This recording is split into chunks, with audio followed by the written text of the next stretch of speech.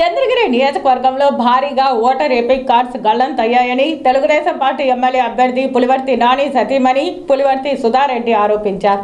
ఆదివారం ఆమె కలెక్టరేట్లో కలెక్టర్ ప్రవీణ్ కుమార్ ను కలిశారు. ఈ సందర్భంగా పోలింగ్ కు 14 రోజులే ఉన్నాయని, చంద్రగిరిలో ఎపిక్ కార్డ్స్ చాలా వరకు ఓటర్లకు చేరలేదని కలెక్టర్ దృష్టికి తీసుకొచ్చారు.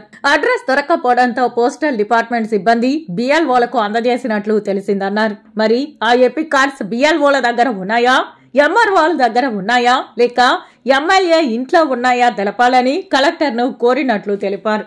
ప్రతి ఎపిక్ కార్డు పంపిణీ వివరాలు కోరామన్నారు. 644 మాత్రమే వెనక్కి వచ్చాయని చెబుతున్నారు. కానీ వేల ఎపిక్ కార్డ్స్ వెనక్కి వచ్చాయని పులివర్తి సుధారెడ్డి అన్నారు.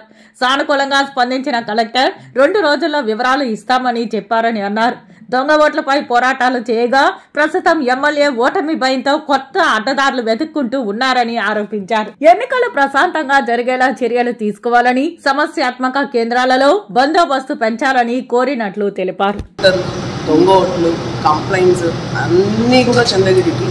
సో ఇప్పుడు కొత్తగా 2 విషయాలు కలెక్టర్ గారితో చర్చించడం జరిగింది.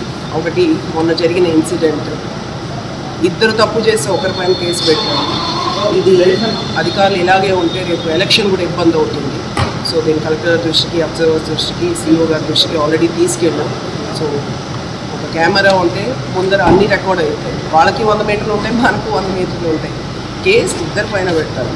సో దాన్ని ఒకసారి దృష్టికి తీసుకెళ్ళాం, చూడమన్నాం. అతి ముఖ్యమైనది ఏంటంటే ఎపిక్ కార్డ్స్ మిస్ అయినాయి. ఎపిక్ కార్డ్స్ లేవు. సో చేయలేరు అన్నమాట. చాలామందికి ఓటర్స్కి ఎపిక్ కార్డ్స్ చేయలేదు. సో కరెక్ట్గా దృష్టికి తీసుకెళ్ళాం. ఎపిక్ కార్డ్స్ ఎటు వెళ్ళాయి, కొన్ని చేరాయి, చాలా చేరలేదు. సో అది బిఎల్ఓ గారి దగ్గర, బిఎల్ఓస్ దగ్గర ఉందా, ఎంఆర్ఓ గారి దగ్గర ఉందా, మా చెవురాష్ట్రం ఇంట్లో ఉన్నాయా అనేది మనం డీటెయిల్స్ అడిగా. Each and every card dispatch details అడిగా. సో దాన్ని ప్రొవైడ్ చేస్తామన్నారు. చాలా ఎపిక్ కార్డ్స్ మిస్సింగ్ అండి.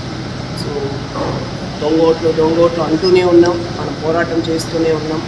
మళ్ళీ సరికొత్త దారులు వెతుకుతూ ఉంటారు. పోస్టల్ వాళ్ళు తీసుకెళ్ళి బిఎల్ఓస్కి అప్పగించారు, ఇల్లు దొరకలేదన్నట్టుగా. సో అవి మళ్ళీ వెనక్కి రావాలి.